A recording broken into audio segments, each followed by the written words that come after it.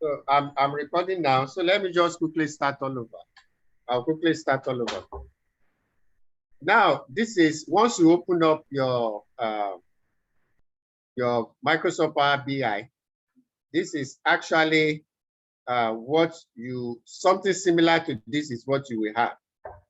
This is something similar to this is what you will have. And the first thing you need to do is to bring in or insert your data. And you can insert your data from different, you can get your data from different aspects.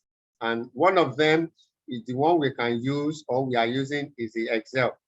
And as you can see, you can import from Excel, from Power BI data set itself, from Power BI data flow. All these ones are online, data vars, SQL, analysis services, even from text, from web and all of them and more again. You can import from different data sources.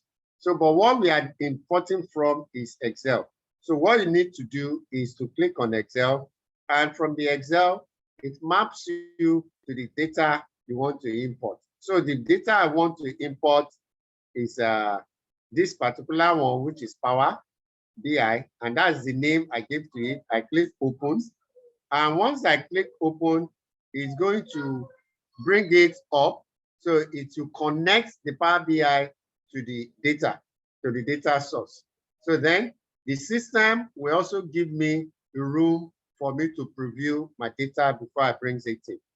And because on that particular Excel sheet, I only have one sheet. Let's assume I have 10 sheets. All the 10 sheets is going to be displayed here. But because I only have one sheet, that's why it's showing one sheet. And this is the name of the file, the Excel file, where I have my data to import into the Power BI. Merely clicking on just this all, it shows me a preview of the data. Now, inside the preview, I can have a pre-knowledge of what data I am importing. You can see it gives me a pre-knowledge of the data I am importing. And also because this particular field, this particular duration minute field is figure. And this particular one is also in figure. So what the data source or the Power BI will do for me is it's going to have a submission of them. This is also figure, but it's not taking it as figure because, you know, Excel cannot take this as figure. You have open space in between. So that's why it's not giving me auto sum of this one. And that's why I have here auto sum. So then I will click load. The moment I load it, the moment I load the data, I'm going to have something that is similar to this one. So you can see immediately I load it, you will see the all sheets being displayed here. So now for me to go inside this, I need to select this arrow that is pointing inside.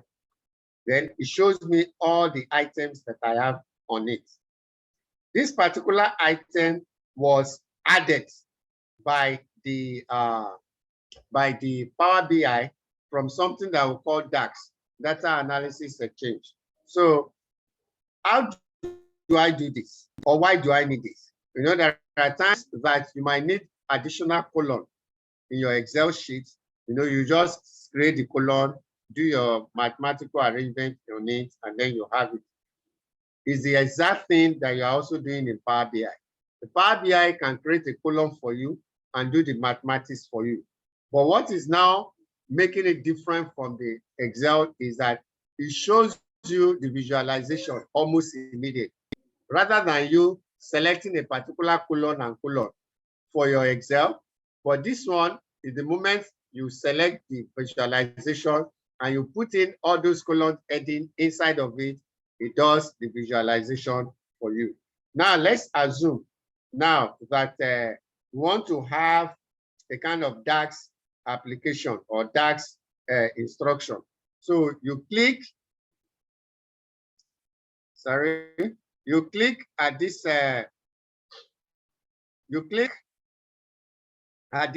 data where you have your original data.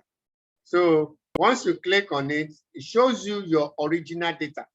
And from your original data, you can then now begin to add more data to it. So from here now, I want to add a new data, a new measure. So I'll click on new measure, which is here. I'll click on new measure. The default name is measure. So it's going to show measure somewhere. It's going to show measure somewhere here. Then I can now, then from there, rename that particular measure. It's telling me that it's working on it. So once it's done, I'm going to have a new measure on it.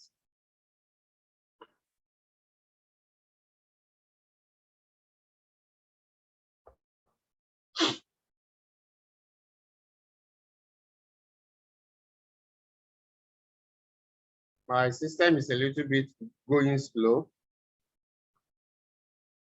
It's still working on it.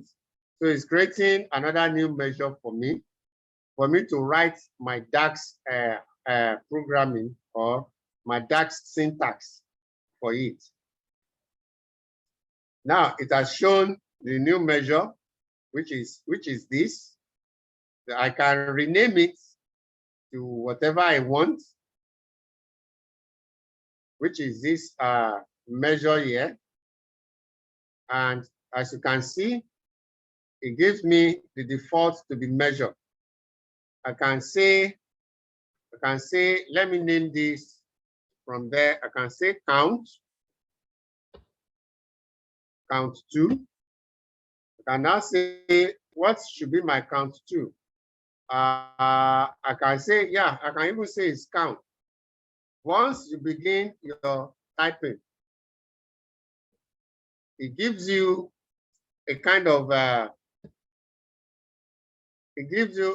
of syntax that is having inside of it. So I'm going to count. So I select count. Then from there, you can see the Power BI. It tells you what the syntax or how the syntax should look like. I want it to count the user email. So what do I need to do? You can see up here, it's showing you the syntax, how it's supposed to look like. It's telling you that I should put the colon name. And what I want to count is what? Is all. If you click on all, it might give you a syntax error.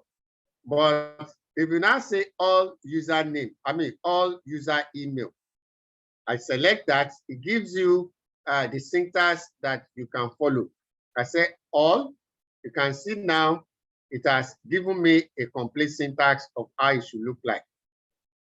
Then I can close up my bracket, because if you take a look at it, you can see there's open bracket here in our parentheses for all, then open bracket for user email, then close. Then I can always close it back. So I'm having my complete syntax now. So once I'm done, I press enter key on my keyboard, then automatically the system does it for me. It calculates it, and if you look at it, it has changed the name to what? To be count 2. To be what? To be count 2. Now, automatically, the stuff had been done. So how do I view it, or how do I look at it? I can always go back to my report page. Once I get back to my report page, I can bring up those particular, you can see the count is still there. And because I'm on another page, I want to have a view of a report of the count. So let me choose another let me choose this colon chart. So I'm now going to say, okay, let me attach my count to this and see how it looks like. Merely clicking on it, it attaches itself to it. You can see the count alone is this. You can see the count. It has shown the count colon for me. Let me choose, let me look at the count and the total together. Let me see what they are going to have. You can see that the total as compared to count is very minute. So let me compare my count as against my duration number. I mean, my duration minute. You can see is also this. So it depends on what you want or how you want it. The visualization will be doing that for you. And as you can see now, you can see that you have a lot in here for this particular one. It is just because you have a lot for the user, you have a lot for the username. I mean, sorry, to the user email.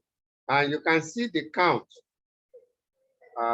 Okay, the blue, yes, the email is the blue, while you have the minute in duration for each of all the emails. You can see, you can visualize what is happening. So, and if you link up, you can publish this particular one to link up with the web, to link up with your mobile phone and all of them. And what is happening is any adjustment you make with your data here, it affects your visualization. And the way it works is this: you can have some set of people working with all this your kind of number. You can have people who are manipulating or having some kind of work to do with this your data source. You know, you have your data source from your Excel. So as your data source in Excel is changing, so also all this your visualization or all this your report page will also be changing. So that is how it works.